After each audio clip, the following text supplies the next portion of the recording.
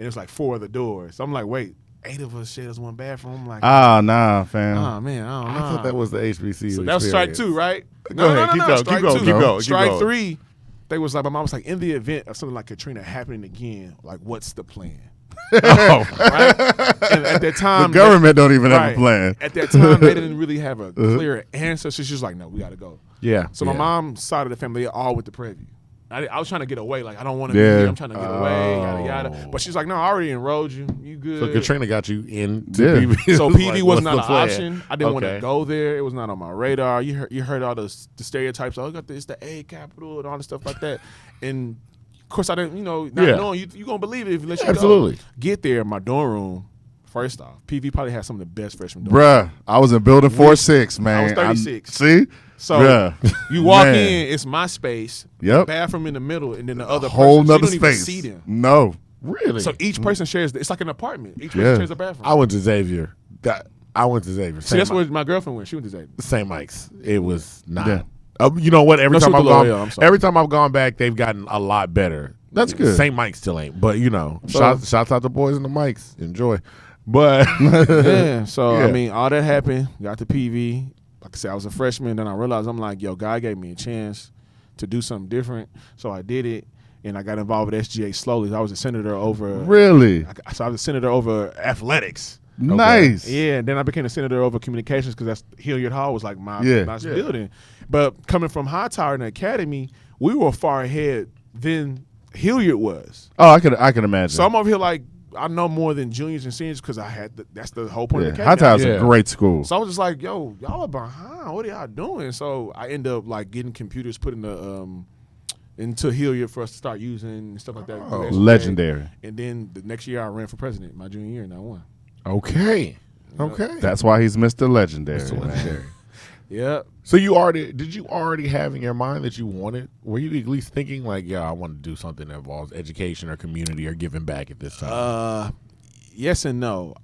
Again, there was a kid. His name is Jamin Ashley at PV. He's like, man, he called me Mr. Legendary. That's what started everything. And I went back to my homeboys. That I started the company with Doug and Julius. Doug is from Brooklyn. Julius from Chicago. We all met at PV. Okay. And I was like, bro, we should put a picture of Martin Luther King on a shirt and put Legendary on it and give it to people because people love free stuff in college because we ain't got no money. Sure. And they was like, yeah, but everybody already knows that he's legendary. I'm just like, yeah. And then my homeboy Doug was like, what about the people that they don't know that they should know? And I was like, oh. That's why like the light bulb went off. I'm like, let's start interviewing our friends that are doing legendary stuff to show people like you don't have to be famous to be legendary. You don't have to die to be legendary. You can start there like right now. You can be 13 years old and do something immaculate for your family and be legendary. Yeah. Okay. And so we started interviewing our friends on campus. And then we started kind of like venturing out. Then we interviewed Ronald Green here in Houston. Because I had my summer of me becoming the president, I interned for the city. Yeah. For Anise Parker. Yeah. For HTV. So I was working in the municipal channel stuff. Damn. Okay. Yeah, so I was just linked in with all that. So I got cool with her and cool with Ron because at the time he was the controller still. And cool. I interviewed him and him at his office. Then boom, we had homecoming one day and we had like no money, but we were shooting all the videos for homecoming, the commercials. So then we released them at like the Dallas. I forgot what's that? What's that? The Cotton Bowl? I don't know. Whatever. I know. We play Grambling in Dallas every year. But they released the commercials. We were shooting those. So that's how I was making money in school because I was a vendor for the universities at the same time. Oh. So, yeah, like I was getting bread. Yeah, I was winning. Because a lot of people don't know when you're the SGA president, you get paid. Like, so they paid for so that 1 year, my housing was paid for, my meal plan was paid for. I got paid every 2 weeks. Really? I had an office. All the school trips I go on for free. Oh, okay. Yeah, it was like a strategic thing for me to win because it helped. Yeah, that helps a lot. Because my parents are coming out of pocket for that stuff. meal plan. Yeah, absolutely. That meal plan is really what it is. That's what they be hitting. That meal plan, that hits your pocket. Yeah. And it's a dope meal. Yeah. It's a dope meal plan. You got you. So all that's happening, and we at homecoming, and we get a call from David Banner. He's like, yo, because we had pitched. Her name is Black Sugar. I don't know if y'all know Black Sugar. Nah. But she's here in Houston. She's a lot older than us, but she's super grounded in that space, and that's her best friend. So I kind of like, at the time, she was the president of Legends Do Live when we started everything. And I was like, yo, he's waiting to interview, can we get David, yada, yada. Yeah. She gave him the info. He hit me. Like, I don't know his number. I'm thinking like it's a bill collector. Loans getting ready to come out, whatever. We at homecoming. I'm lit. He's like, yeah, man, it's David. I want to do it. I'm like, David who? He's like, David Banner. I'm like, oh, shit. So you were responsible for getting him. No, she was. Okay. But we interviewed, so we got paid that weekend from homecoming. And I said, when you want to do an interview? He's like, Tuesday. This is Sunday of homecoming, Saturday, Sunday. And we're on the way to Atlanta Monday night. Oh, wow. Nice. You drove all the way to Atlanta to interview him. And then from there, we got Kevin Hart. Really? Yeah, but I got it from working HTV. Yeah. He was doing his pressers. Yeah, this is when Kevin Hart was really trying to get back out there at that time. Think Like a Man 2. Yeah. Like a Man. Oh, my God. Okay. So I used the interview as leverage. It was a Think Like a Man 2 presser interview, but I put in Legend Do Live questions. Yeah. You To use as leverage. Yeah. So like, people think you're legendary. So I use those clips for my interview. And then from there, Think Like a Man 2 is legendary. right. So that's how all this started. But we took those interviews to take to schools, Okay. Yeah. colleges, to have conversations around like, yo, these people from A-list, B-list, C-list, D-list, like you're a person in the grocery store I to understand. the mayor to Kevin Hart. Kevin Hart, yeah. All the same person. They all made a decision at some point in their life to do what they doing. So Yeah. don't say whatever you're going through in life or life sucks or you can't make it, that you can't make it. That's a lie. They all went through something. You just see the end result. Yeah, absolutely. right? Absolutely. So that was our version of Black stories, of showing people that are doing phenomenal stuff. Yeah. And it just turned into like the nonprofit what it is today. Okay. But it literally started off just doing video interviews. Now then, at what point do you guys decide to start changing the nonprofit? I think it was when we were going into the schools and we just saw how like they just needed stuff. Yeah. And school wasn't fun anymore. It's not. School's not fun No. anymore. Like I used to want to go to It's school. like it's not. I think the kids still want to go to school. I would say like kids are still fun. Like Oh, yeah, absolutely. they still like that, Yeah. and social media allows them to be connected and everything. But I was like, you look at, I try to talk to older people sometimes, and I'm like, if you think about your school day, and I'm thinking about this just because I saw a video of I think it was Bloomberg that was like, we should make the classroom larger and then like 60 kids in a class That's too and much. one teacher, and I'm just like, That don't make y'all no don't sense. remember like when we were kids, like your largest class might have been like 18 people. people. Like might. It's the ratio. And that was a big class, but I was like, when you reduce class size and then it's like, and then you did other stuff, like you got kids that's like, I'm double block reading, I'm double block math, I'm double block this, Yeah. that. And it's like, so you went to school all day and you went to reading math, you didn't have gym, you don't That's have. crazy. Like, you know what I mean? You don't get to do any elective. If they do put you in an elective, it's an elective you might not want. Yeah. You know what I mean? Like, it's like, yo, I have No no interest. interest in art, but you put me in art. Yeah. Because you just needed a spot for me to be in. Right. But I like band. But they like, but Yeah, we ain't got you ain't really, you're not a band kid. You can't Yeah. afford no instrument. Like that kind of stuff. Yeah, So man. yeah. It really, like for some kids, and I feel like the trend is more and more kids, you do get to a point where it's like, is school fun for them? Yeah. Like, yeah. And so that's why we started Senior Fest. Senior Fest like our first, like we didn't have any programs. We were just doing Senior Fest and showing these interviews and bringing our friends in there. We were winging it. Okay. You know what I'm saying? Like, no, when we started the nonprofit, we didn't understand the power of having a nonprofit. Okay. The real understanding of the nonprofit. We literally worked backwards from getting it to be 501c3 status and all that stuff. It took us a while to get all that stuff out of college. What's 501c status for the listeners? So yeah, 501c3 means that we can't be taxed. Okay. Yeah. Right? So tomorrow you can be a nonprofit tomorrow. You can go on Right. irs.gov right now and become a nonprofit. But until you have your tax exemption status, you have to pay franchise taxes to the state every year. It's like $150. Man. Right? So to don't get that wanna do exemption, that. you have to apply. That means you have to put your guidelines. You have to put what's it called, man? I'm drawing a blank.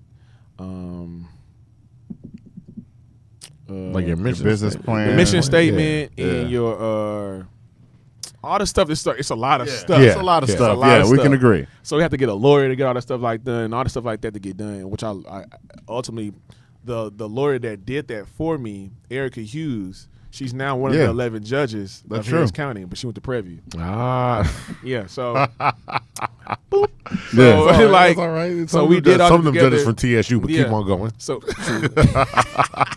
so we did all that, and it just slowly turned to, because Senior Fest was like, how do we impact kids? Because if you're in school for 12, 13 years, walking across the stage is cool, but like that's not enough. I don't Yeah. feel like, and the thing was, I think God was prepping us, and definitely more so me, he ran me through all the Tausha stuff and all the stuff like that because I understand how these kids really think and feel at a level of where you feel like you might have both your parents in the household, but shit's still not going right for you. Yeah. You don't feel comfortable telling them that. Like, even though I was raised in the church, Boy Scouts, Eagle Scout, I didn't feel comfortable telling my parents, like, yo, I'm struggling with this. Oh, really? Yeah. So, Okay. like, I know how kids feel. So I'm like, it has to be from a relatable standpoint and come talk to them. So Senior Fest was like, okay, if you made it to be a senior, how can we help and congratulate you on some type of level?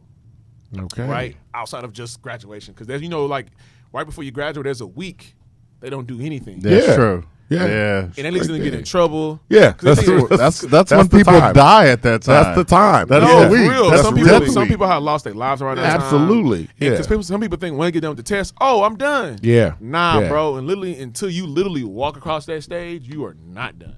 Mm-hmm. Right? So we started Senior Fest, and it was like, let's do a festival. First one we did was at Yates.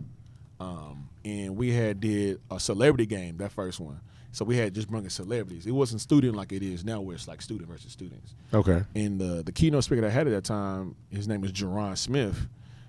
At that time, he was the deputy digital director for the White House. So anytime Obama tweeted, it was Jarren. This is a brother. That's big. Yeah. So right before he got that job, he's the Nike and Jordan brand manager. Jarren's 31. Like, he's 31. Really? Yeah, he's like Forbes 30 under 30. Like, he was crazy. Like, but my mutual friend I was in Eagle Scouts with at church was like his boy. Yeah. So I'm just like, yo, bro, how can I get him to come? Yada yada. And he was like, this is what it takes. I'm like, if I got flying. So I flew him in. I picked him up from the airport, took him to his room. Like, I hosted him here in Houston. And he played in the game and everything like that. And then he spoke the next day. And lo and behold, that was something that I didn't know that was going to be ready to grow. That's the year, like, Yates didn't have books in their library. Damn, man. And so he's walking. This is work. So at this point, Sylvester caught word. I got somebody from the White House in Houston. Like, yo, wait a minute. Yeah. Y'all need to come up to City Hall, man. Yeah. That's my first introduction to Mayor Turner. Because I didn't bring somebody like somebody from the White House. Yeah, of course. Yeah. So he's like, oh, yada yada. This is from that meeting next year. Yates gets the whole renovated library.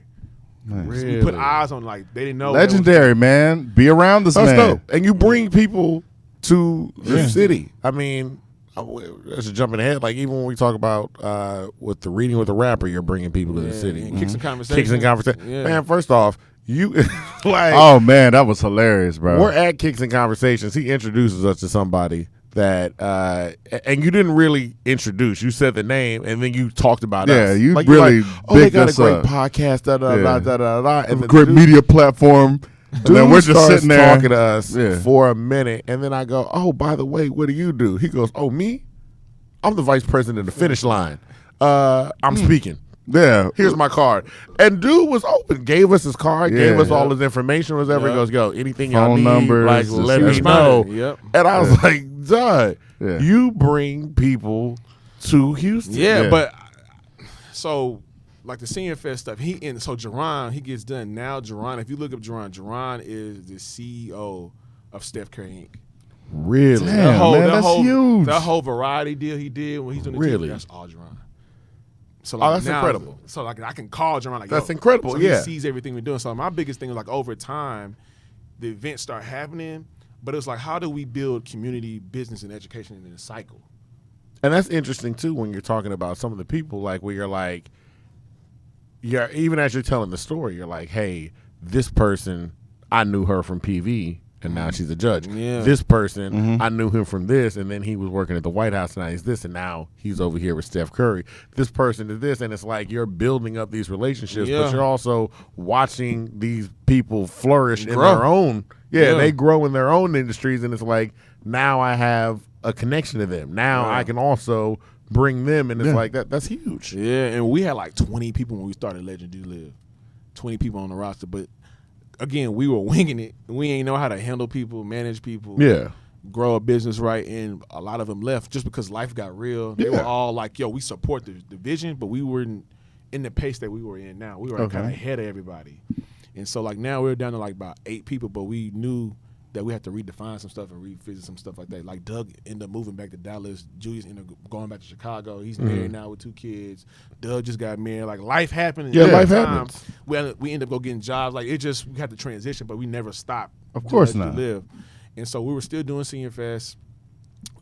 We had stopped. One year we did it with Kiki, and this is where I had Toby on the panel.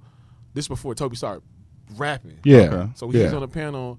AJ's performed at one of our senior fests. Like I try to involve as much as my friends I can in stuff because I felt like again with Houston, we didn't have that many events to do stuff. Like, Absolutely. There's no we didn't have stuff outside of just regular like sports, eat, whatever. Yeah. We didn't have stuff to go plug into. Yeah. So I'm like, how can we create stuff?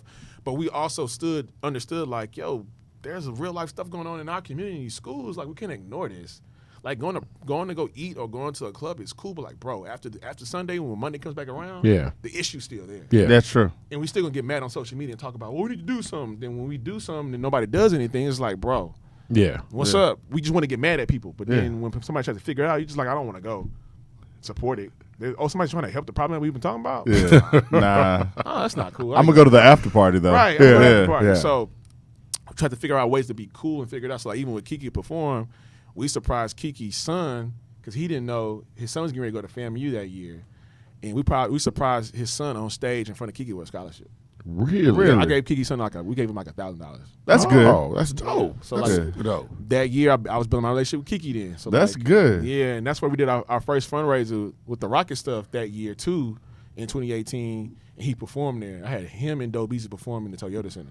Okay. And all the Yeah. money from that went towards scholarships, which goes to Senior Fest in May because that event's in March. So it's like it's a fundraiser. Y'all really be doing it. Like you said before, you were talking about people will see a problem, won't do anything about it. You do everything about the problems you see in front of you. We be trying to get people like, yo, we're literally fixing this stuff, y'all. Yeah, that's what I like about you. Yeah. But You it's like are it's not a mass. on it. It's not a mass thing. It's not cool. I understand. Because like if I do what I do, but say Jay-Z comes and does the same thing, it's like, oh man. Oh yeah, because the name thing. Yeah. I just don't think enough people know about what you're doing. Like, and you are everywhere. Yeah. Every time we're somewhere, like we see you and you stop us and be like, "What's up? What's up? This is what I'm doing. Yeah. I'm bringing Jesus to the White House." I'm like, God, you bringing Jesus? Nah, and I think it was because I don't want to over answer to questions I might have. No, go ahead. No, it was you're doing great. It was a time where I think I had interviewed AJ and I didn't know AJ. Okay. One of our friends now, Sean, which he owns Taxability. He got his own taxability firm and stuff. He's like, yo, there's this dude named AJ McQueen. Yada yada, crazy story. Because we were just trying to interview different people. Yeah. So we interviewed AJ, and like I think that was what 2013. Interviewed 2013, and me and him been locked to the hip like ever since. Yeah.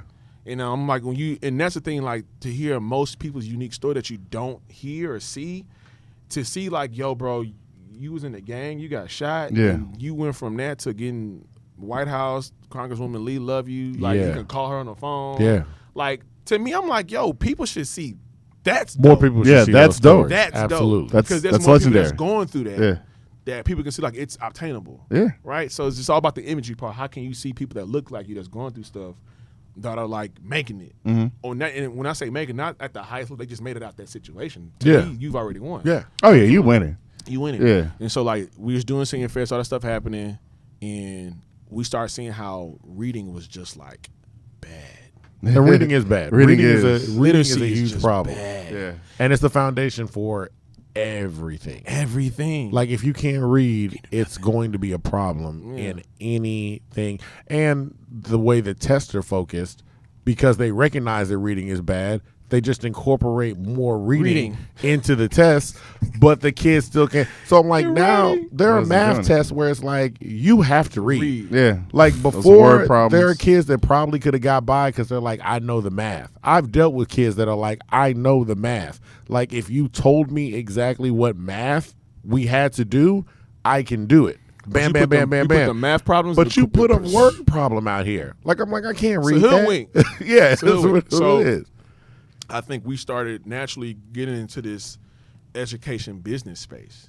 So it was just like, okay, we see stuff a little more differently. We've been in these schools naturally. We know how these kids maneuver. How can we, one, fix a couple of issues? Stuff that we saw, one, teachers not getting paid enough. Two, schools getting funding cut. Yeah. So it was like we started looking at like the funding part of the school. That's why I think a lot of this stuff started. I'm like, okay, what's the funding source? It's the state and local levels. Yeah. Right? And schools get funding. I don't know if people know, but schools get funding based off enrollment and attendance. Right? So the more kids that go there justifies the state to say, hey, we need to give y'all more money because y'all have more kids here, just naturally. Yeah. So when you start red zoning, redlining, or you take out different resources from schools or programs, it makes the school less attractable. To where now as a parent, you're going to do two things. You either going to move your kid out to school or you're just going to move. Yeah. Right? Yeah. And so this is how gentrification starts. And people don't know, they start with schools first. Absolutely. Because as a parent, say enough of y'all move the kids out, right? Yeah. Now the state is like, oh, ain't no kids in no more. Yeah. I don't need no money. Yeah. That's exactly what happened. Right? County loses money. Right. Yeah. Oh, you know what? A lot of y'all leave now. Oh, the property value going down. Ain't nobody Yeah, staying over here. all of So that. the business is like, yo, we don't want to. Nobody comes anymore. Yeah. Exactly. And so now they walk in like, hey, let me fix it for you guys. But they're getting this stuff ready for their kids once they get done. Yeah.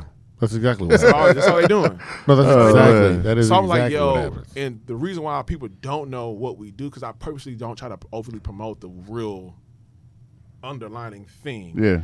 It's like really reverse with gentrification that we're pretty much trying to do. Yeah. So good. if I get, so HEB is like one of our supporters, right? Yeah. And I talked to them, I was like, hey, and the only reason why I got to HEB, again, how God works, the director of diversion and inclusion for HEB is a deacon at my church. Oh, that's good. Yeah, his brother went to HBCU too. Yeah. You know, so he was like, man, Jarren, this is what we're doing. So I'm like, I know. So when I did Senior Fest, I'm like, hey, I want this HEB offer OST and Scott to be the one to support Yates. Because naturally these kids and families Are going to go into this one. Go to that one. they go in there, they already go in there. Yeah. So the least you could do is give some money back to the school. Yeah. Because ultimately our parents going to see like, oh, if you give my kids money, I'm going to keep shopping in your store. Yeah. Yeah. I see where my money's going at. Yeah. So now we created this business cycle of, okay, the businesses give to the education and the education gives to the community. Is doing this as it's supposed to be. Yeah. Absolutely. Right? So we start doing that, multiplying it over to the other businesses and stuff like that. End up getting Whataburger. We got PepsiCo involved. Yeah. Because at the end of the day, I know that they want this demo Yeah. of black and brown kids too, though, because they want to market their stuff to them. Not only that, I mean, it looks incredible. Let's just play, you know what, any one of them. Maxo Kream, Meek Mill, pick one and we'll play it, because seeing it in person, seeing it in video, any really don't with do the it reading with justice. the rapper, Yeah. it doesn't do it justice, but at least you can see now what you're kind of getting into. Mm-hmm. And I would say, like, once you see it, it makes you do yourself a disservice by not going and seeing it in person.